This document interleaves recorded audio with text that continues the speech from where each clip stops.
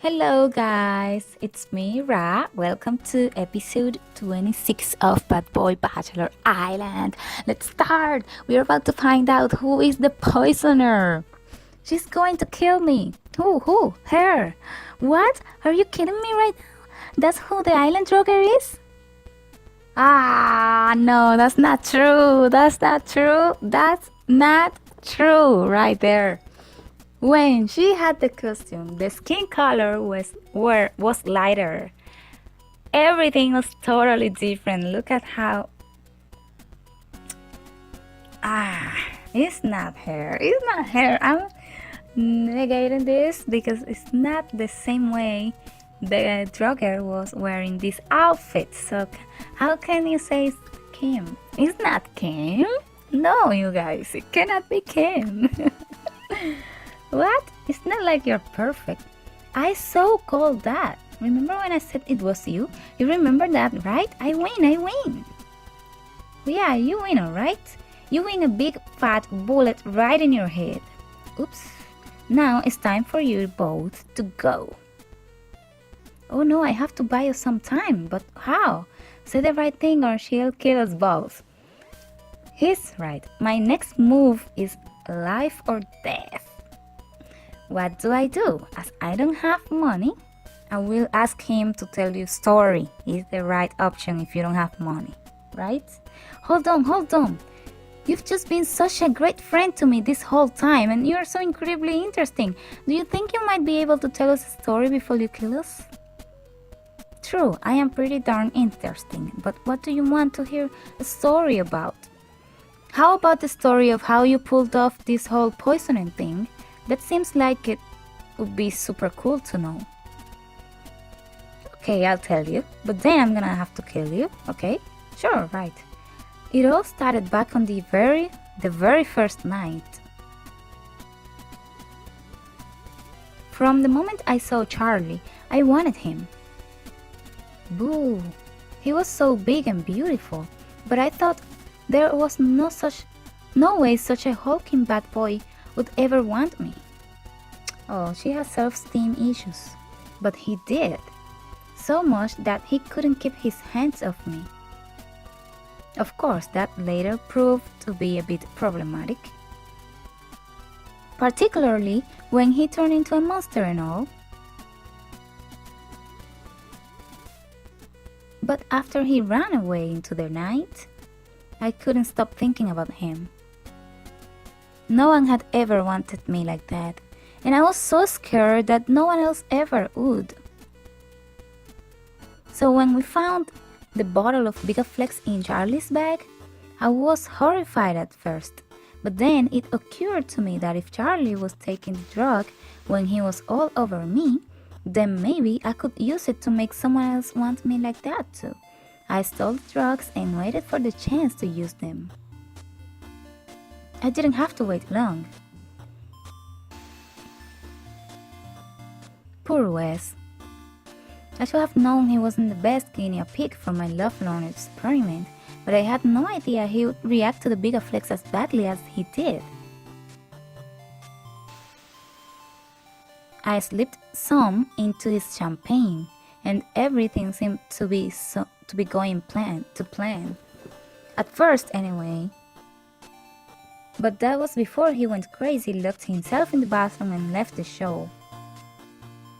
So I decided to let nature take its course. Jack was no Charlie, that was for sure. But he genuinely liked me. And for a little while, I felt truly blessed. So blessed, in fact, that I wanted the same for my two best friends. And when Alicia professed her love for Drew, I was over the moon. But I'm fiercely protective of my friends. And when I saw Drew flirting with Emery that day, I knew something had to be done. I drugged Drew. I thought I only gave him enough to make him want Alicia again. I was wrong. I felt awful when Alicia left. Why is she carrying the gum in her imagination? Whatever. But I mean, it wasn't my fault they broke up. What? It wasn't.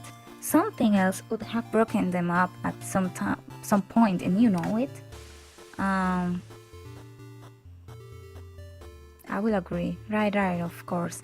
You weren't responsible for anything at all. Ever. I know, right? I'm the good guy here. Anyway, back to the story. So after the whole Alicia Drew fiasco, and because he got wise to the fact that he was poisoned, I realized that nothing good came out of a big flex.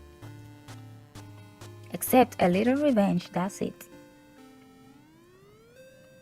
I've always thought Clarice was a boy-crazy jerk, but RaLuna, when she threw the fact that she was with Mick in your face like that, I knew I had to make her pay. And what's the best way to get back at a boy-crazy jerk? Turn their favorite boy into a crazy jerk. So moments before the thong ceremony, that's just what I did. I used the last of the Bigaflex from Charlie's bag to poison Mick, and made sure to hide the empty bottle in a bunker I found in the jungle. Mick chose super easy Cory over Clarice, and I got my wish. I thought that would be the end of it, I really did.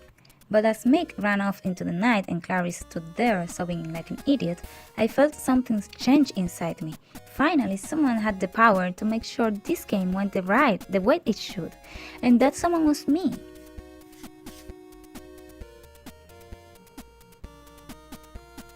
RaLuna, you were my best friend here, so I set you up with the most perfect person I could find. Yet, it was the most selfless thing I've ever done, and you acted like you appreciated it. But then, the next thing I know, you're talking about how you might still have feelings for Rowan and Nick. Look, and I had just broken up, and all you cared about was making sure you had the interest of as many people as possible. You are so selfish, RaLuna. I had to teach you a lesson, but I was out of Bigaflex. So I did the only thing I could do. I found an abandoned basement, looked up the ingredients, and decided to make my own Bigaflex. It was hours and hours of long, grueling work, listening to everyone having fun in the tiki bar above me, not to mention the toxic fumes from the chemicals I was mixing. But I was on a mission. Like a god, I've been granted the power to make things right. And I never gave up until I knew I had made the best batch of Bigaflex ever. I drugged both Rowan and Mick to teach you a lesson. And it worked pretty well, if I do say myself. You saw the error of your ways, gave me a heartfelt apology. Finally, I saw Mick for the jerk he is, and realized Rowan was the only one for you. It was the single greatest gift I have ever given anyone. I never dreamed I would live to regret it. Hold on a minute here. Are you honestly trying to say you drugged Rowan and Mick for my benefit? I absolutely did. And everything would have worked out too if you could have just focused on your love life rather than insisting on finding out who I was. She's delusional. I'm so sorry, Kim. You did so much for me, and all I did was force you to poison more people and turn them into bears. It's all my fault. If only I could see it in your big heart to forgive me and let us go. Let me think about it. No, you die now. Somebody help us! Y continuará! And that's it for today. Thank you so much for playing with me. Let's play together in the next one. Adios!